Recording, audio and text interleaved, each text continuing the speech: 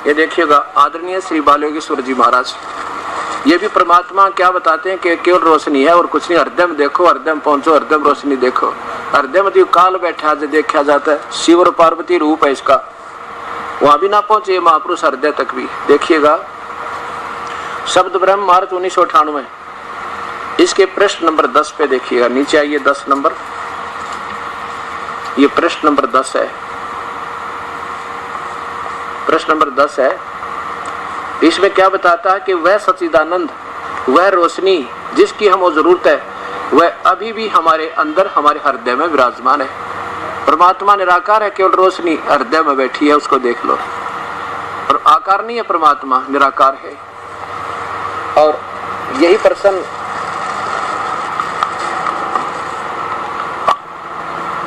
ये देखिएगा,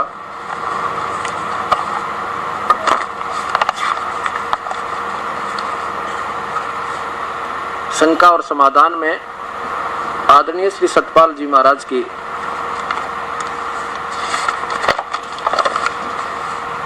अध्यात्म शंका समाधान, श्री सतपाल जी महाराज, प्रकाशक है मानव उत्थान सेवा समिति 2/12 पूर्वी पंजाबी विभाग नई दिल्ली। इनसे भी किसी ने पूछा कि परमात्मा आपको आप कैसा मानते हो?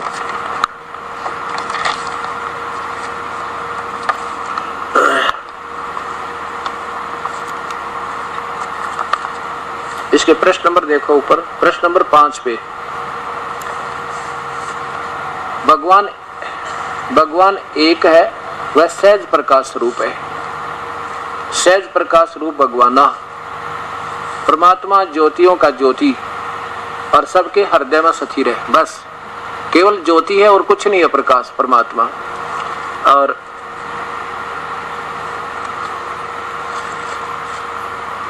फिर देखो प्रश्नोत्तरी,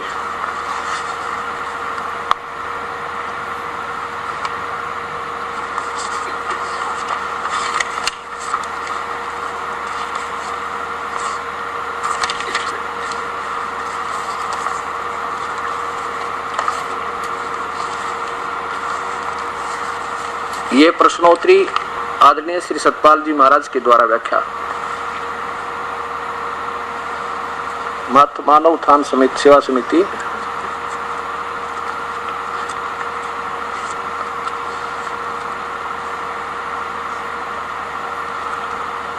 इसमें 30 नंबर पे देखो, आप गीता का पाठ करते। गीता में श्री कृष्ण भगवान ने अर्जुन को विश्व रूप दिखला जो प्रकाश ही था, यानी अंतिम भगवान इनका गीता वाला प्रकाश। लेकिन गीता में तो अर्जुन कहते हूँ सहर्षा शीर्षा, केवल प्रकाश ना देखा, आकार भी देखा था। अब देखो, अब ये सबकी थ्योरी एक ही जैसी है।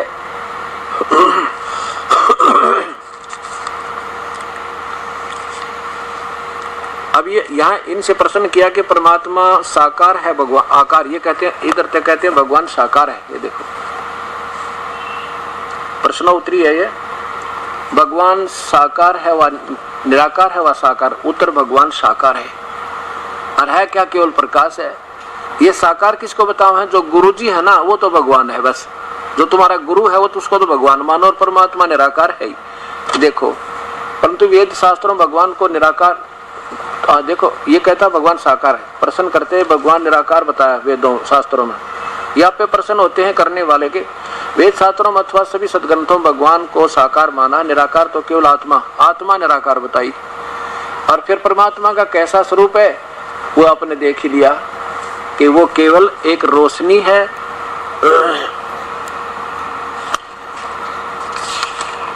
और दूसरा कोई उसका वर्णन नहीं।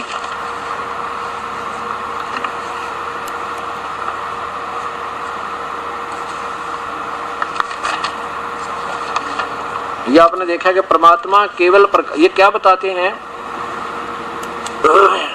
कि ऐसे करो, कान दाब लो, आवाज सुनाई दी, कुछ तो सुने है, ऐसी बात नहीं, घंटी सी बात है, फिर और भी काफी अभ्यास कर लेते, लेकिन ये परमात्मा की प्राप्ति नहीं। अगर ये आंख बंद करके और प्रकाश देख लेने मात्र से प्रभु की प्राप्ति और वास्तविकता होती तो इतने बड़े सदग्रंथ लिखने की संतों की कोई जरूरत नहीं थी। 2 बात लिख देते वे कान दबा के, और आवाज सुन लो और ना ऐसे ऐसे अपना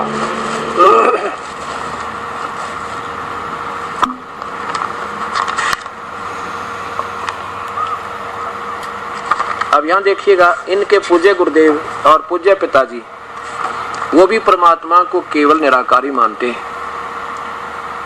और आपके सामने परमात्मा कैसा है ये आपके सामने समक्ष आ रहा है कि वो साकार है। आंखों देखा उन महापुरुषों के दिखाऊंगा जिन्होंने सतलोक में परमात्मा को देखा, वो कैसा है।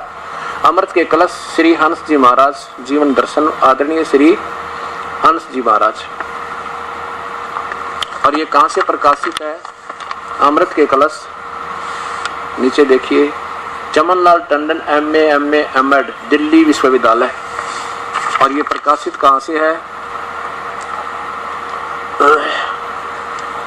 मानव उत्थान सेवा समिति प्रधान कार्यालय 2/12 पंजाबी बाग नई दिल्ली से।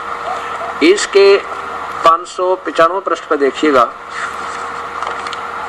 526 पृष्ठ पे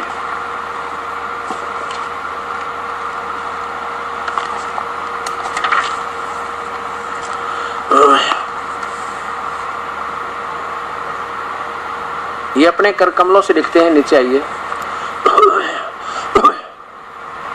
सभी सदग्रंथ समझाते हैं कि गुरु की मूर्ति का ध्यान करना चाहिए और गुरु के चरणों को पूजा करनी चाहिए। सदगुरु की ही वेदों के सार को समझा सकते हैं और दिव्य दृष्टि देकर उस ज्योति का दर्शन कराते हैं। बस ज्योति से आगे नहीं जा सकते हम, ज्योति के दर्शन कराते हैं। आगे देखो, और जब उस रोशनी को कोई देख लेता है तो कहता है, तो क्या सभी ग्रंथों में झूठ लिखा कि हमारा संसार तो लोगों को से यही कहना है, संसार के लोगों से यही कहना है कि जिसको तुम नूर, चांदना, भर्गो या डिवाइन लाइट कहा है उसको जरूर देखना चाहिए। वह केवल प्रकाश को जानना चाहिए, डिवाइन लाइट।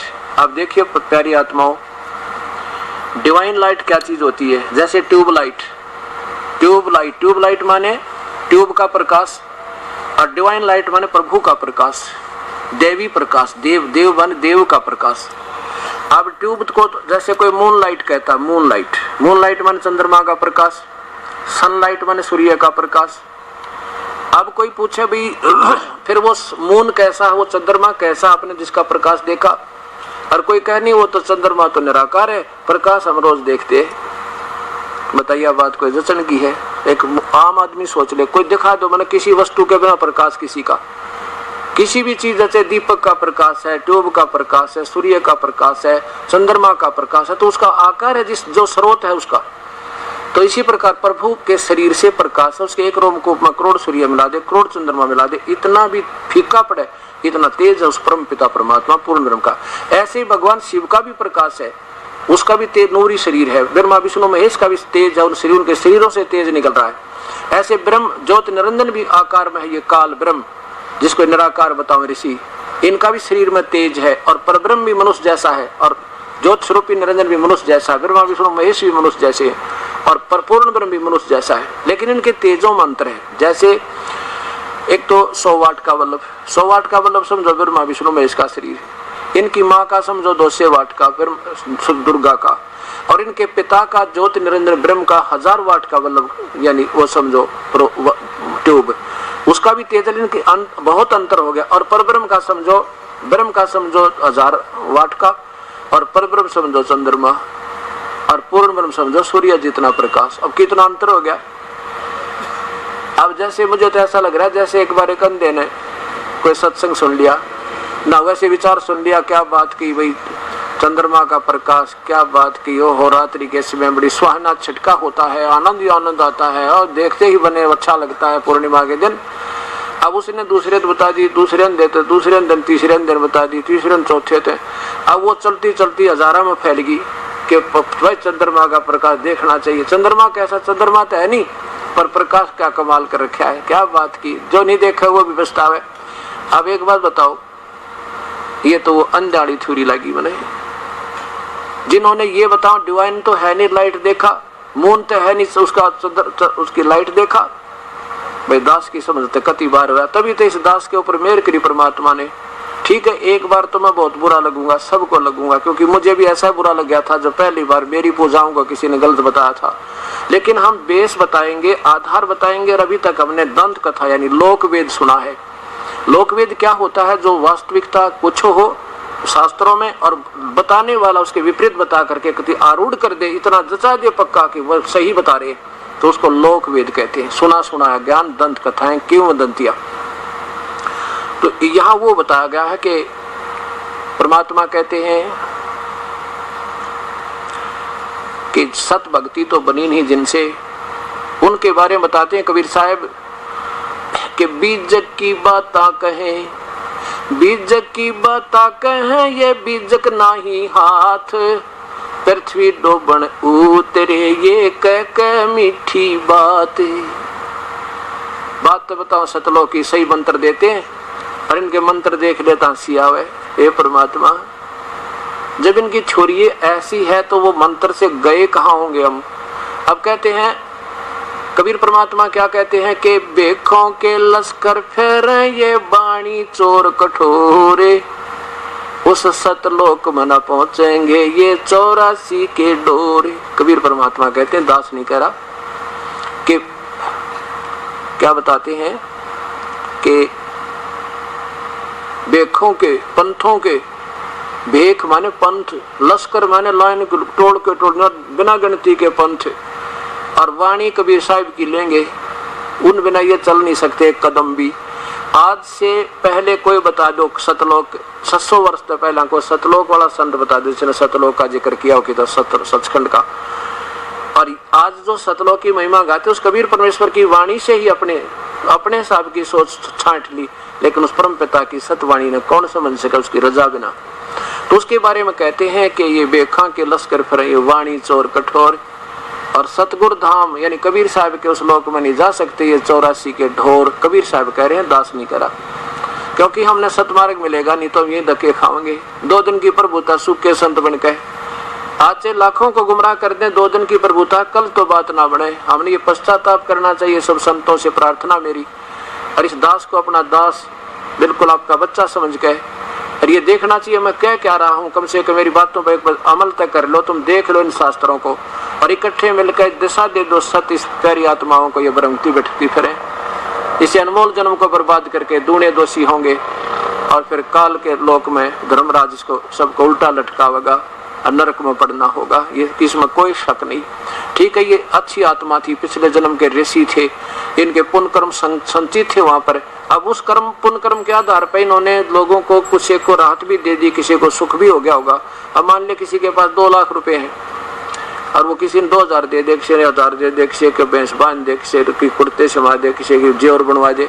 अब वो बनवा तो सके है, लेकिन आगे भक्ति ना करे वह सही, आगे कमाई को ना वो फिर मांगता फिरेगा, एक दिन उसके साथ ये बनेगी। तो इन ऋषियों संतों की जो आगे भक्ति शास्त्र अनुकूल ना होने से ये सामने प्रमाण है, ये के नाम जब पर कहाँ गए होंगे, जब इन्हें ये नहीं मालूम वहाँ कहाँ पहुंचना हमने, तो ये गए कहाँ होंगे ये नहीं मालूम। परमात्मा है कि शायद इनका अनुभव क्या होगा, इनका अनुभव ये बता रहा तो ये पहुंचे नहीं, इसका इससे सिद्ध होता है कि इनकी भक्ति भी शास्त्र अनुकूल नहीं थी, वो शास्त्र विरुद्ध थी, और मनमानी पूजाएं है, मनमान्य नाम है। तो उससे क्या होगा फिर देखो, ये गीता जी का ये अंतिम श्लोक, अब सत्संग का वो जहां से प्रारंभ हुआ था वहीं फिर आते हैं। श्रीमद् भगवत गीता, गीता प्रेस गोरखपुर से प्रकाशित 16 अध्याय नंबर 16 का। ये गीता कोई बच्चों का लेख नहीं है, ये खुद ब्रह्म भगवान काल का बोला हुआ एक ज्ञान लेवल तो इसका बिल्कुल सत्य है, इसमें कोई शक नहीं। जहां तक इस ब्रह्म तक की उपासना का एकमात्र शास्त्र गीता, और इसमें संकेत पूर्ण परमात्मा का भी है कि कोई और भगवान है, मैं नहीं हूं पूर्ण, और उसके लिए उन संतों को ढूंढ ले, वो प्रमाण दे दिया, मैं नहीं बता सकता। 16वें अध्याय का 23वां श्लोक है, जो पुरुष शास्त्र विधि को त्याग के अपनी मनमानी इच्छा, आप जो मनमाई वो मंत्र वो व्याख्या कर दी, आचरण करता है न पूजा करता है, वो न परम सिद्धि को प्राप्त होता है, न परम गति को, और न हुआ कोई सुख। बताओ, इसी के लिए भक्ति करते हैं।